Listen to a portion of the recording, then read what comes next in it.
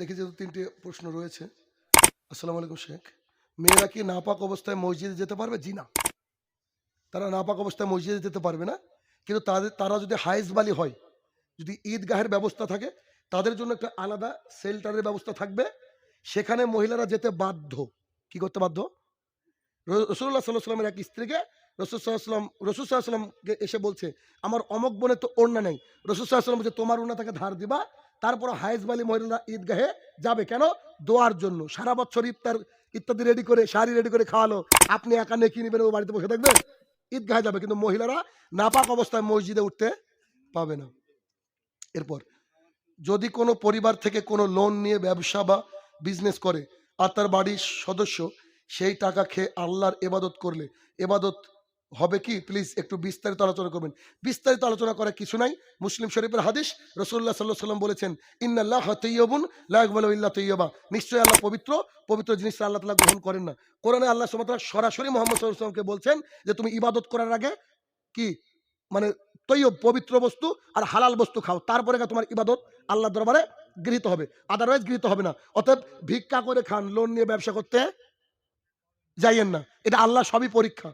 আল্লাহ আপনাকে না খাইয়ে রাখবে না। আল্লাহ তাআলা কোরআনে বলছে, এমন কোন জীব নাই যার রুজির দায়িত্ব আমি আল্লাহ তাআলা নিইনি। অতএব খবরদার লোনের দিকে যাবেন না। কারণ লোন নিয়ে মারা গেলেন, শেষ। সন্তান তো খাবে, আপনি কবরে খাবেন বাস। পরে প্রশ্ন, রমজান মাসে রাত্রে গজল গেয়ে এবং কোরআন তেলাওয়াত পড়ে জাগা হয়, এটা কোরআন হাদিস দ্বারা কি? না, এরকম কোনো দৃশ্য নেই।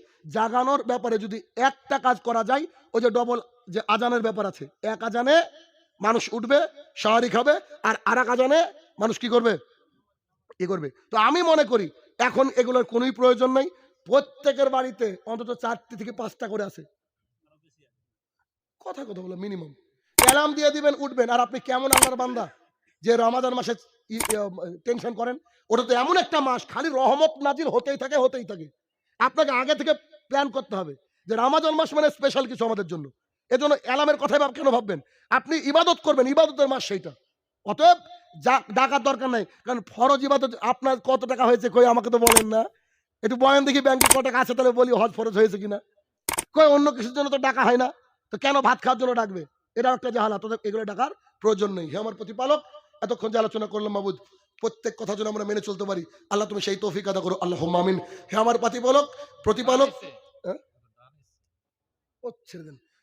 তো ওই কবরের তলে যারা শায়িত, জানি না কি হালে রয়েছে, তারা যদি ক্ষমার যোগ্য হয়, আল্লাহ তুমি তাদেরকে ক্ষমা দান করো, আল্লাহুম্মা আমিন। হে আমার প্রতিপালক, যতজন মানুষ দান করেছে, এখানে একটা ভুল ধারণা আছে যে আমার নাম বলতে হবে, এমনটা নয়। আসলে বলা যায়, অসুবিধা নাই। তবে গোপনে দান করলে নিয়ামত নেকিটা বেশি। যতজন মানুষ দান করেছে, আগামী দিনে দান করবে মাবুদ, সবাইকে তুমি তার নিয়াত অনুযায়ী কবুল করে নাও, আল্লাহুম্মা আমিন। আমরা যারা